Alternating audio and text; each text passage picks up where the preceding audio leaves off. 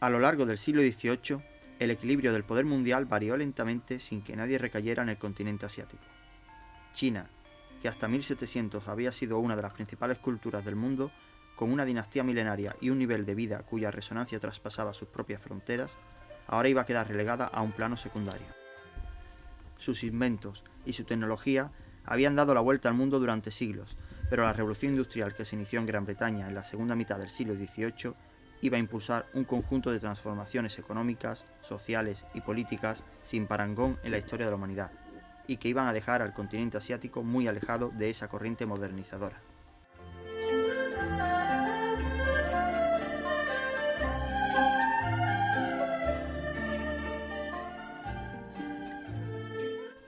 Los contactos entre Oriente y Occidente se remontan muy atrás en el tiempo.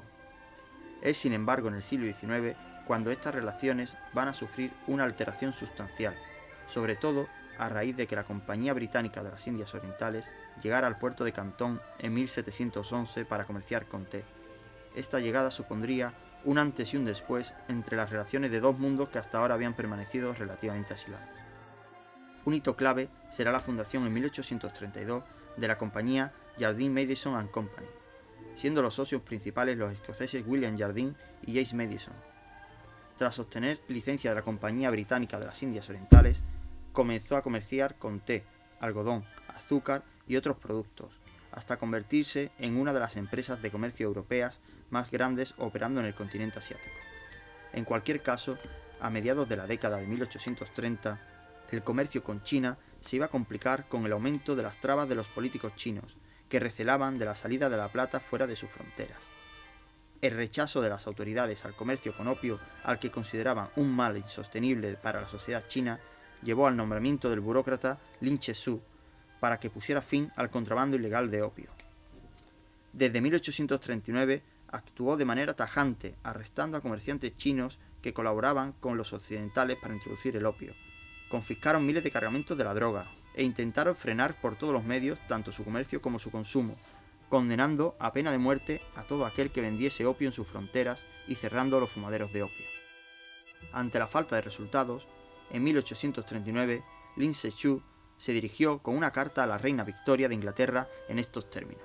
Supongamos que hubiera un pueblo de otro país que llevara opio para venderlo en Inglaterra y sedujera a vuestro pueblo para comprarlo y fumarlo. Seguramente vuestro honorable gobernante aborrecería profundamente esto y sentiría amargura. Hemos oído hasta ahora que vuestro honorable gobernante es bueno y benevolente. Naturalmente, ustedes no pueden dar a otros lo que no quieren para sí mismos. También hemos oído que los barcos que vienen a Cantón tienen reglamentos promulgados y establecidos por los que no les está permitido transportar bienes de contrabando. Esto indica que las órdenes administrativas de vuestro honorable gobierno han sido originariamente estrictas y claras. Solo porque los barcos comerciales son muy numerosos, quizás hasta ahora no han sido examinados con cuidado. Ahora, luego de que esta comunicación ha sido despachada y usted ha entendido claramente lo estricto de las leyes prohibitivas de la Corte Celeste, ciertamente no consentirá que sus súbditos se atrevan a violar la ley nuevamente. Ahora hemos establecido regulaciones que rigen al pueblo chino. Aquel que venda opio recibirá la pena de muerte y el que lo fume también. Ahora considere esto: si los bárbaros no nos traen opio, ¿cómo podrían los chinos venderlo o fumarlo? Así, el emperador no puede ordenar la ejecución de nadie sin antes haber tratado de reformarlo, informándolo oportunamente. Por lo tanto, él especialmente promulga estas reglamentaciones. A los mercaderes bárbaros de vuestro país, si quieren negociar por un periodo prolongado, se les requiere obedecer nuestros estatutos con respeto y cortar permanentemente el flujo de opio. No deben de ninguna manera tratar de probar con sus vidas la efectividad de la ley.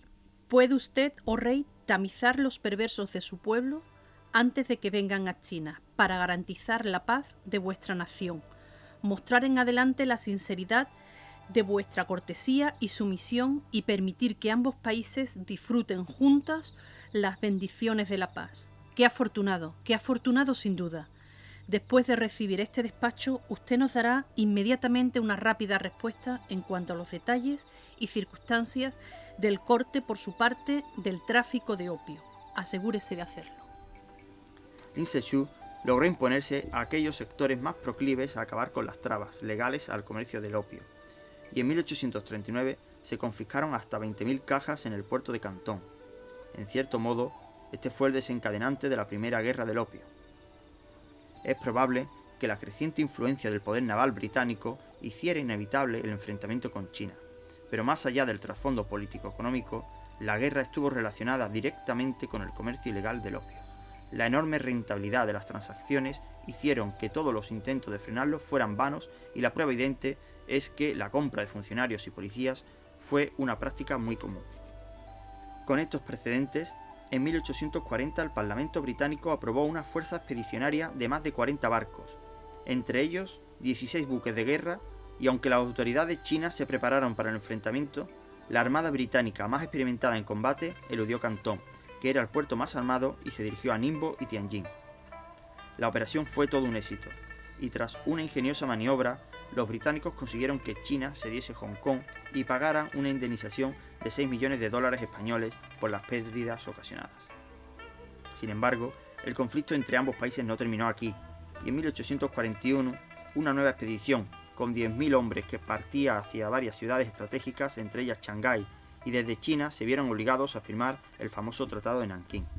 El Tratado de Nankín elevaba la indemnización a 21 millones, decretaba la apertura de 5 puertos en suelo chino, instauraba la ley de extraterritorialidad por la que los súbditos ingleses solo podían ser juzgados por las leyes de Inglaterra, y establecía la cláusula de la nación más favorecida. De ahora en adelante, todos los beneficios que fueran obtenidos por un país se extenderían al resto. Fue el comienzo de una larga serie de tratados desiguales que durante la segunda mitad del siglo XIX irían dinamitando el poder y la soberanía de la dinastía Qing. Nada le salía bien a China, que además tuvo que ver cómo Japón tenía éxito donde ellos habían fallado, y ahora se convertía en un rival a batir. Japón tuvo su propio camino. Durante el largo periodo del dominio Tokugawa coexistieron una jerarquizada estructura feudal y una monarquía imperial con el progresivo debilitamiento del poder del emperador, en beneficio del shogun. Sin embargo, la deplorable situación del campesinado, las graves dificultades por las que pasaba la nobleza de la corte y los grandes daimios, la agitación de los samuráis, producida por largos años de paz que llevaron a un sentimiento de insatisfacción, y el humillante encuentro con Occidente aceleraron la caída del régimen shogunal. Era una época de grandes cambios que estaban introduciendo a Japón en un ambiente de modernización. En 1866, el emperador Komei moría, y llegaba al trono el nuevo emperador Meiji, con tan solo 15 años de edad. En ese momento, las distintas opciones políticas trataron de acercarse al nuevo emperador, que finalmente brindó su apoyo a las familias Satsuma y Chosu, que habían prometido restaurar nuevamente el orden imperial. Y aunque el Bakufu trató de rearmarse en 1867, el último shogun Tokugawa Yoshinobu rendía su poder al emperador y declaraba el fin del sistema político del Bakufu. Se iniciaba de este modo un periodo dominado por una doble corriente modernizadora y liberal, cuyos principales elementos fueron el restablecimiento del poder imperial, el adoctrinamiento de las masas, el sometimiento de la oposición, la incorporación de la tecnología y el conocimiento occidental, la abolición del rígido sistema de clases, la eliminación de los dominios feudales Gen, y el fortalecimiento del ejército. Fukoku Kyohei, nación rica, ejército poderoso, fue el lema principal de los nuevos dirigentes Meiji que buscaron transformar la sociedad japonesa hasta equipararla con Occidente. El emperador Meiji simbolizaba la persistencia del viejo orden imperial. El concepto de lealtad al emperador se inculcaba a los niños desde las escuelas, en donde se moldeaba sus mentes. Sin embargo, los oligarcas mantenían recluido al emperador y ejercían el poder en su nombre, mientras que todo aquel que se opusiera al nuevo orden era acusado y condenado por traición. El emperador era el soporte del nuevo orden establecido, pero nada había cambiado. Tan solo hubo un traspaso de poder de una familia a otra. De este modo, Japón fue capaz de modernizar su estructura política y adaptar el conocimiento y el saber occidental a su país. En poco tiempo había instaurado una monarquía constitucional, había eliminado gran parte de los privilegios de la antigua clase dirigente, se habían creado industrias nuevas, se había modernizado el sistema educativo y se posibilitó que cientos de jóvenes estuvieran dispuestos a incorporarse al ejército y a la armada. Con esta premisa, en 1870, reivindicó las islas Ryukyu, que eran tributarias de China, y posteriormente puso sus ojos sobre Corea, que hasta cierto punto se podía considerar un estado vasallo de China. En apenas unos años, Japón logró arrebatar a China el control de la península, y en 1894 estalló una guerra a tres bandas que tuvo como protagonistas a China y a Japón, y de fondo el escenario de Corea. El resultado del enfrentamiento fue un completo fracaso para China. Con el Tratado de Shimonoseki, China cedía Liaodong y Taiwán, y se vio obligada a pagar una indemnización de 200 millones de onzas de plata y otorgar a Japón el derecho de abrir fábricas en China. Y aunque las autoridades occidentales intervinieron para que Japón devolviese Liaodong, la facilidad con la que Japón había derrotado a China sirvió para que el resto de potencias se aprestaran a obtener nuevas concesiones en el país chino. El aperturismo de Japón a Occidente no impidió, sin embargo, que en ese mismo periodo se empezase a formar una fuerte conciencia nacional que recuperaba viejas tradiciones y buscaba afirmar la identidad de Japón en el contexto geopolítico mundial. El nacionalismo, de evidente influencia europea, surgió como la ideología idónea para la creación de una nueva identidad que ofrecía la consolidación y el dominio de la nación, pero tuvo que competir con otras formas de pensamiento e identidad colectiva como la clase o la raza. Por supuesto, esa fuerte conciencia nacional recibió influencias del pensamiento occidental, pero entre aceptar o rechazar los modelos políticos y sociales procedentes de Occidente, la élite intelectual japonesa inició una ruptura con el sistema cultural sinocéntrico que se imponía en Asia Oriental y que veía en Japón una amenaza, e inició su propio camino.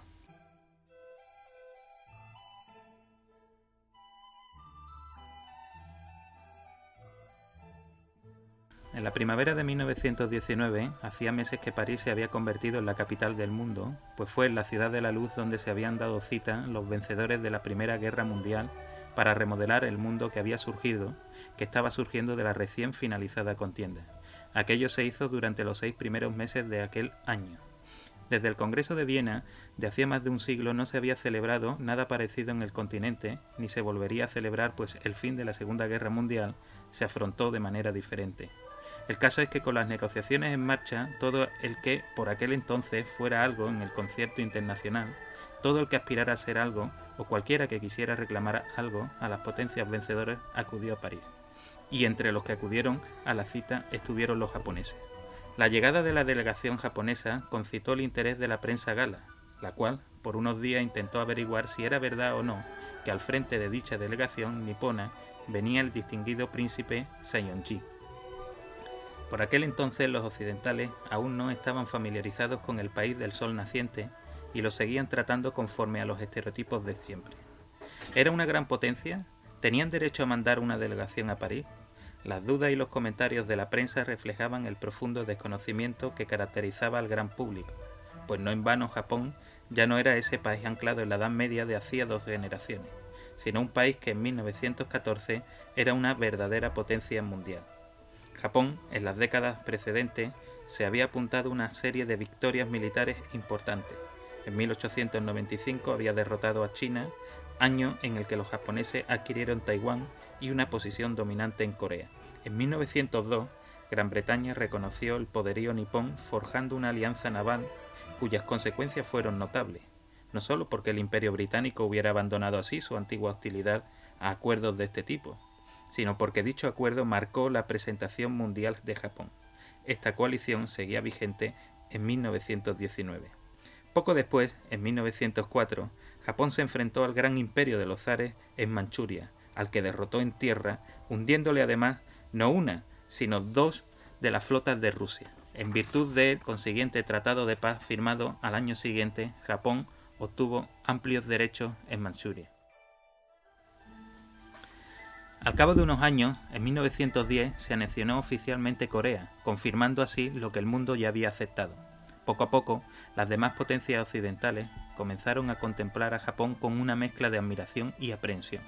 El éxito de Japón y su revolución Meiji era casi inexplicable, porque Japón no solo tenía una de las 3 o 4 marinas más importantes del mundo y un ejército ya por entonces impresionante, sino que las sorprendentes victorias militares Japón presentaba una economía fuerte basada en una balanza comercial muy favorable.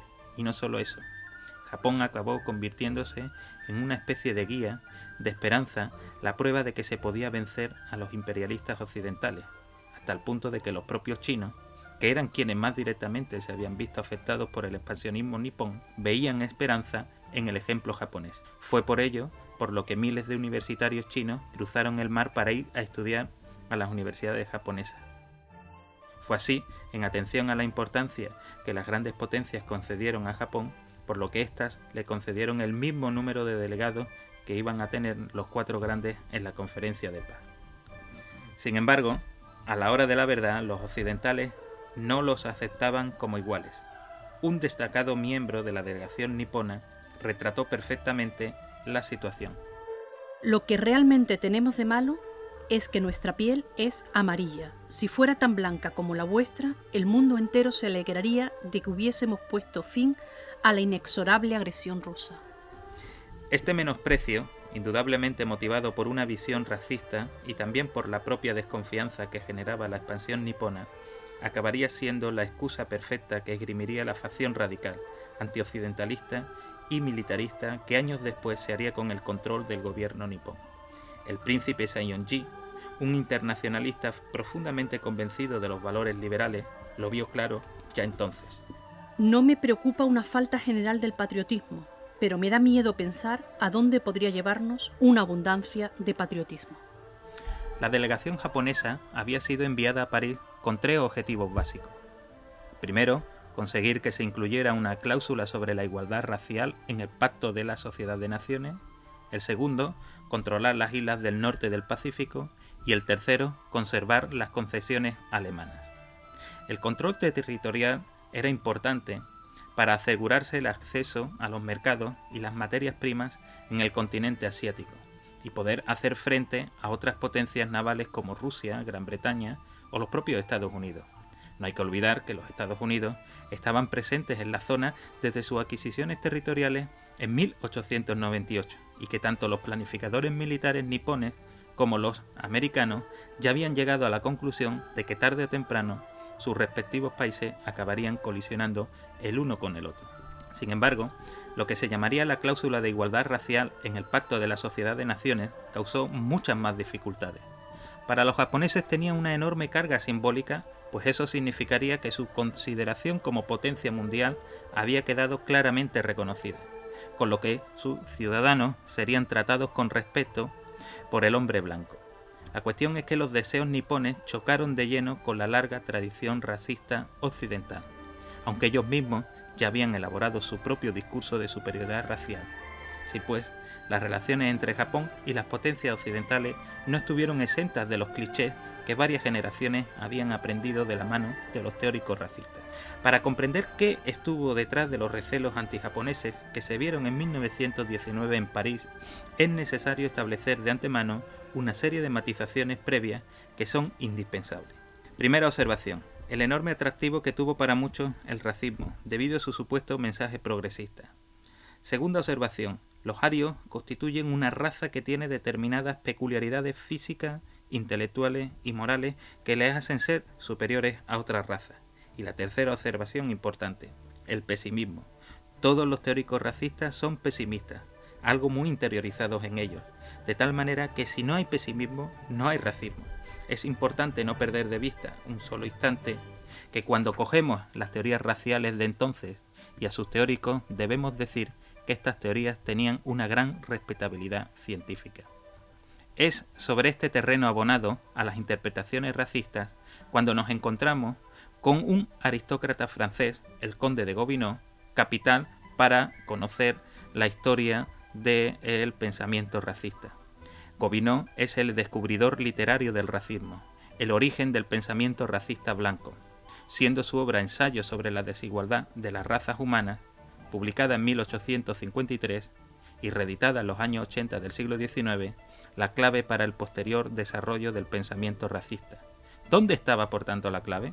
¿Cuál es la llave con la que Gobineau cree haber descubierto la interpretación de la historia? La clave estaba en la lucha de razas. En este sentido, y como cualquier racista, Gobineau es un poligenista, es decir, para él no hay un tronco común del que hayan evolucionado todos los hombres. debido a que el hombre ha aparecido en distintos momentos de la historia y en distintos lugares a la vez. Para Gobineau, por tanto, hay 3 troncos raciales distintos: la raza blanca, la amarilla y la raza negra, algo por otra parte que es evidente. La cuestión es que Gobineau les va a aplicar cualidades morales e intelectuales, y esto es algo completamente nuevo, y lo hace además aplicándoles un carácter de superior a inferior. En función de esto, las describe conforme al siguiente esquema. Raza blanca. Nacida para el mando, solo ella da a las sociedades el nervio, la belleza y la acción que les caracteriza. Recordemos el texto que leí hace unos instantes. La raza amarilla es práctica, ingenieril y de vida pacífica y modesta. Raza negra, la inferior de todas, solo apta para el arte. De estas 3 cepas salen a su vez distintas razas con sus cualidades intrínsecas. ¿Cuáles son estas razas? Para enumerarles, Gobineau se apoya en el Génesis y concretamente en los hijos de Noé. Y así tenemos a los camitas, descendientes de Cam, el padre de los países de África del Norte. Tenemos a los semitas, descendientes de Sem, padre de los pueblos asiáticos, a saber, judíos y árabes. Y en tercer lugar tenemos a los jafetitas, descendientes de Jafé, el padre de los pueblos de Europa. Aquí es donde están los arios. ¿Y quiénes son esos arios? ¿Por quiénes están representados? Son la nobleza de los distintos países europeos, y en ella es donde mejor se ha conservado los caracteres originales.